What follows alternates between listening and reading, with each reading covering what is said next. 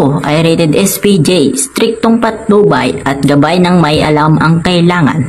Maaring may masiselang tema, lengguwahe, kalukuhan, sabog, hagdog, dumbbell ay angkop sa mga gustong Hello mga pasapak, ari naman ako para magtinamak. What? Alam nyo, ang pag-ibig ay parang sabong yan. When? Hindi nga! Kasi yung manok, bago bitawan, inimas mo na yan. Kadalasan, pinipisil pa yung tenga para uminit yung katawan.